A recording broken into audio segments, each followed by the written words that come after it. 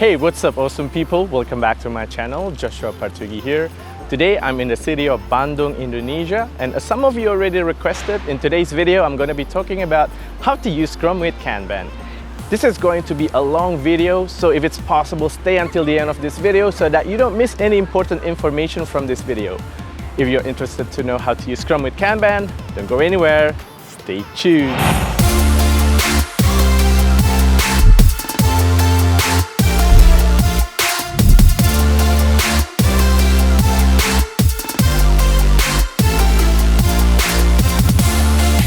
In today's video, the resource that I'm going to be using to talk about how to use Scrum with Kanban is the Kanban guide for Scrum teams from scrum.org. Check the link down here and make sure you read it after you watch today's video. A lot of videos on YouTube that compare Scrum and Kanban describes Kanban as boards with sticky notes and swim lanes, while Scrum is a framework that has many meetings. Now this is quite unfortunate because Scrum and Kanban is more than just that. According to Scrum Guide, Scrum is a framework within which people can address complex adaptive problems while productively and creatively delivering products of the highest possible value. The keywords that we have to keep in mind here are framework, complex problems, products, and value. According to Kanban Guide for Scrum teams, Kanban is a strategy for optimizing the flow of value through a process that uses a visual, work-in-process limited pull system. The keywords that we have to keep in mind here are strategy, flow, value, process, visual, limited work in progress, and also pull system. So a framework and a strategy does not conflict with each other. In fact, it's not even comparable. They complement each other. Kanban gives you the process, while Scrum is just a framework without any process in it. There are a lot of aspects that's beneficial that's provided by Scrum out of the box, but not provided out of the box by Kanban. So even teams that already use Kanban will incrementally add these aspects into their process to increase their current agility. The same things also for Scrum teams will add the aspects that's provided by Kanban out of the box, but not provided by Scrum. So let's look at how they differ and how they complement each other. Let's talk about what are the things that lowercase k Kanban does not talk about and the things that Scrum does not talk about so that we know how they complement each other. Let's drill down what are the things that lowercase k Kanban does not talk about. First of all, lowercase k Kanban does not talk about coaching and servant leadership. Yes, Toyota Production System, which is where Kanban originated from, emphasizes coaching and servant leadership, but the lowercase k Kanban does not. In Scrum, coaching and servant leadership is the Scrum Master responsibility. As some of you already know, I'm a big fan of coaching and servant leadership. I personally think it is a humane way to lead people in the 21st century. Secondly, lowercase k Kanban do not have built-in feedback loops like the sprint and daily Scrum. Feedback loops are important in innovative, complex work. Every event in the sprint increases transparency and provides opportunity to inspect and adapt. Many awesome teams that initially only use Kanban I have coached add feedback loops that are similar to a sprint and daily Scrum. Thirdly, lowercase k Kanban does not talk about goal like the sprint goal in Scrum. Without a goal, the team will solely focus on output rather than outcome and will make them look like a feature factory. In creative work like product development, the business outcome is more important than the number of outputs delivered. The sprint planning is an opportunity for the whole team to sync up on the sprint goal and to work as a team rather than as a bunch of feature factory workers. The daily Scrum itself is an opportunity for the team to look at their current progress towards achieving the sprint goal. Fourthly, lowercase k Kanban does not talk about the definition of done or the definition of potentially releasable product explicitly. As Scrum is a framework for product development, the definition of done creates transparency about how the overall quality of the product should be.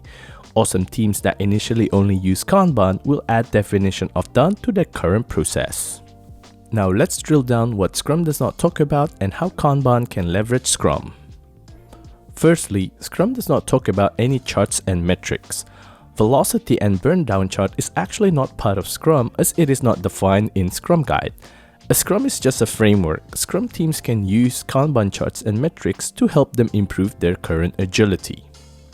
Secondly, Scrum does not prescribe visualizing how the product backlog items flow from one end to another end.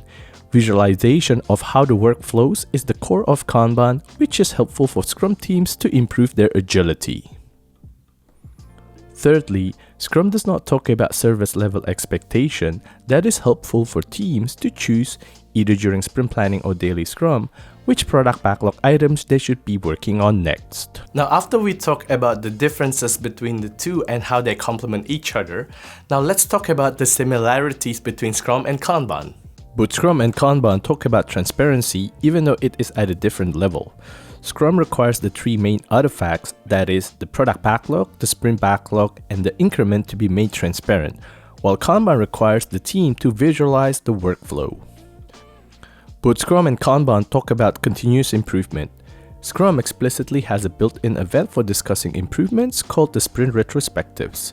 Even though improvements can be discussed at any point in time within the sprint without having to wait until sprint retrospectives, but having retrospectives creates a regular rhythm for focusing about improvements.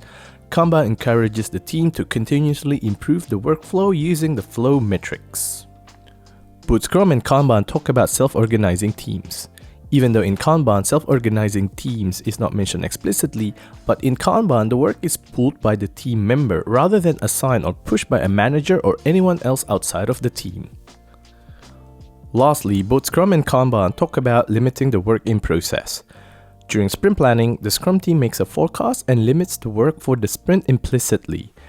Some Scrum teams also limit the work they will do for the day during daily Scrum.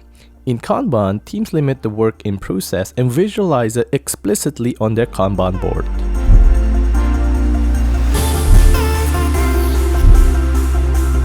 Teams are using Kanban when they do the following 4 Kanban practices. If they're not doing all of it, they're not really using Kanban. Firstly, teams need to visualize how their work flows from one end to another end. Secondly, teams need to limit the work that is currently in process. Thirdly, teams need to actively manage the work in process so that optimal flow can be achieved. And lastly, teams need to deliberately inspect and adapt their definition of workflow. That means if the team Kanban workflow did not change compared to the one they had a year ago, they're not really using Kanban. Now, just having a board with sticky notes and swim lanes is just the first aspects of Kanban. If the teams is not doing the other 3 practices of Kanban, they're not really using Kanban. They just have a task board. Besides the 4 Kanban practices, teams using Kanban also need to track the following 4 Kanban metrics. The first metric they need to track is work in process, which is the number of work that has started but not yet finished. The second metric they need to track is cycle time, which is how long it takes when a work item starts until it is finished. The unit is in days. Bear in mind that cycle time is a lagging indicator and not a leading indicator, which means you only know the cycle time of a work item when that work item is finished.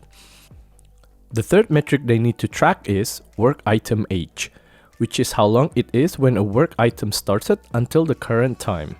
As long as the item is not yet finished, the age increases every day. Work item age is a leading indicator, which means you know the age of every work item at any point of time.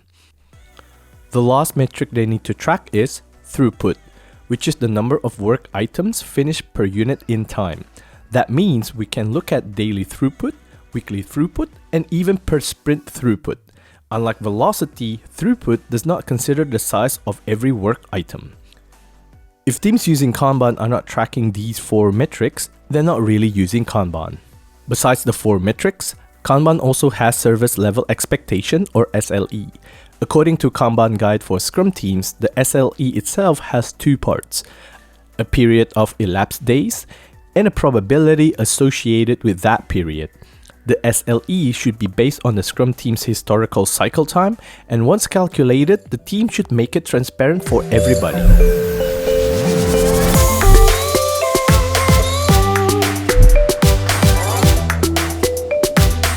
Now that we have talked about all of the Kanban practices and all of the Kanban metrics that teams need to track, now let's talk about how Scrum and Kanban can be used together.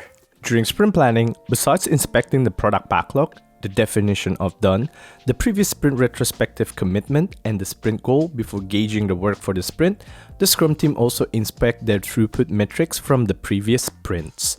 When Scrum teams are using Kanban, the focus should not be about matching the current sprint throughput with the previous sprint's throughput.